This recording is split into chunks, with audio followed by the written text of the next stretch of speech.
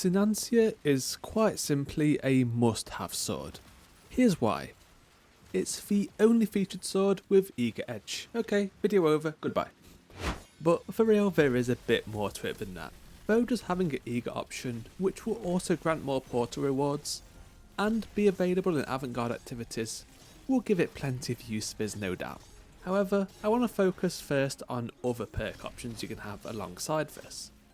Column 3, there's Sharp Harvest. This I can see being the general use perk. 3 light attacks, you gain special ammo. This is repeatable to get more and more special. With how good Mint Retrograde is right now, the value of this perk is currently sky high. But also, you might not always need 3 light attacks. There are ways to work around this. Temporal Blast is a mod which you should slot into every single new weapon. It adds an extra explosive hit for just dealing weapon damage, so it's always just a damage increase.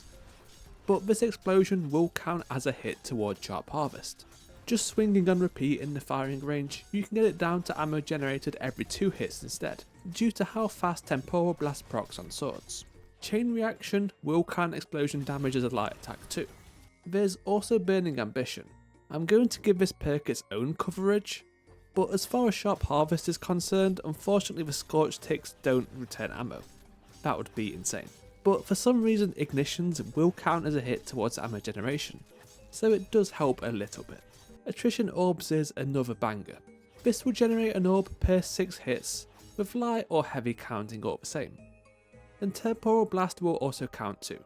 So with no investment, only this mod, it's already down to an orb every 5 hits against a single target. Against multiple targets it can get lower still. Again, Burning Ambition Scorch stacks don't help here in generating orb in the typical manner, but in a way they kind of do.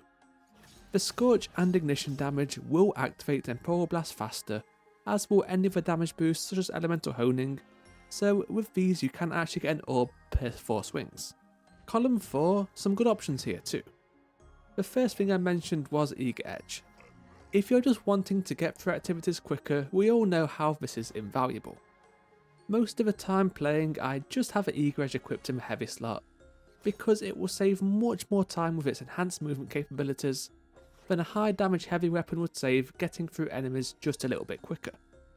We're also now at a point where special and even primary weapon options are out damaging heavies, not to mention just how good abilities are too. And yeah, this is the only featured sword of Eagerrrr, so it's not like there's even much choice here. Either way, this paired with Sharp Harvest and a Mint Retrograde will likely be the go-to setup for most content in the game. There's a big disclaimer though. Normal Eagerrrr usage, all is fine. Eager skating tech, all is not fine. Here's a stamina with Eagerrrr, you can see it's just kind of working as usual. If I try the same shatter skate tech with Synanceia, no zoomies. Now, there is a chance this is just a complete skill issue. I do main Titan, so I don't really do this all too often, but I could just not get it to work. So for speedrunners, this could be a deciding factor, but I feel for most players it doesn't really matter that much. Burning Ambition was very impressive. Some weapons this perk seems pointless on, but thankfully not here. Leading with a heavy attack will instantly begin scorching the target, while 3 light attacks will trigger Scorch too. How many hits to cause an ignition depends on a few things. If you're leading with a heavy or simply doing light attacks to Sharp Harvest, and if you have a Solar Fragment Ember of Ashes equipped or not. Here's the values for all situations. For the ones with heavy into light attacks, the heavy itself includes a light follow-up attack with increased lunge, but I've just included this as a light hit. The fastest ignitions is starting with a heavy, reducing the total number of hits needed by 1. This is really good for ignition, from a starting point of 0 Scorch stacks, adding a considerable amount of damage. If you want the most damage though, which remember the higher base damage you output, the better Temporal Blast becomes too, you should run Elemental Honing or Surrounded. Surrounded is technically the highest damage boost at a 41.75%, but of course requires you to maintain being surrounded by enemies, not always an option. Elemental Honing can get most of the way at 35%, however with this you can choose how to build into it. And to get the most out of this sword in a DPS manner, attack in this order. Heavy in a lunge, followed by 2 light attacks, and just repeat this loop. So full ammo reserve dumping, I was able to get these DPS values.